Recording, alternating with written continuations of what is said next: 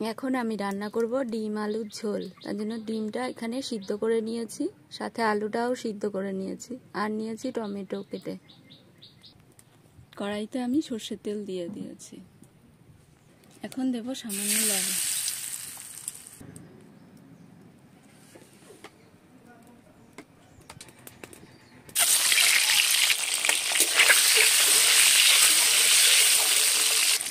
ডিমগুলো হালকা করে ভেজে নেব। ডিমগুলো ভাজা হয়ে গেছে, এবারে এগুলো আমি নামিয়ে নেব। ফোড়নে দেবো তেজপাতা আর দুটো শুকনো লঙ্কা, পেঁয়াজ কুচি দিলাম।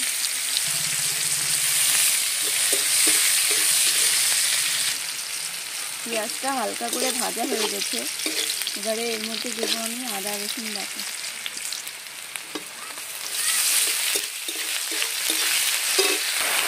একে একে দিয়ে দেবো লবণ, এখন দিলাম জিরে লঙ্কা, বাটা মশলা আগে থেকে কেটে রেখেছি, ধনে বাটা আর জিরে বাটা। এবার এটাকে আমি সামান্য কষাতে থাকবো।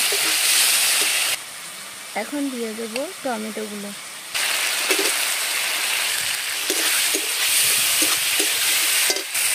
মশলাটা কষানো হয়ে গেছে, এবারে এর মধ্যে দেবো আলু।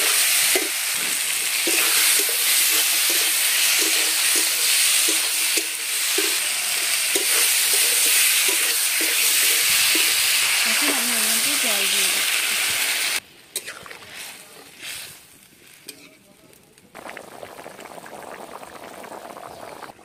এখন আমি ভেজে রাখা ডিমটা দিয়ে দেবো আলুর ঝোলে।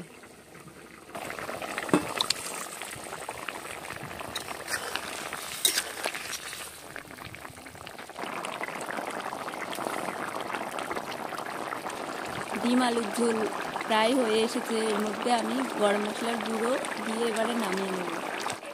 এখন দিচ্ছি গরম মশলার গুঁড়ো।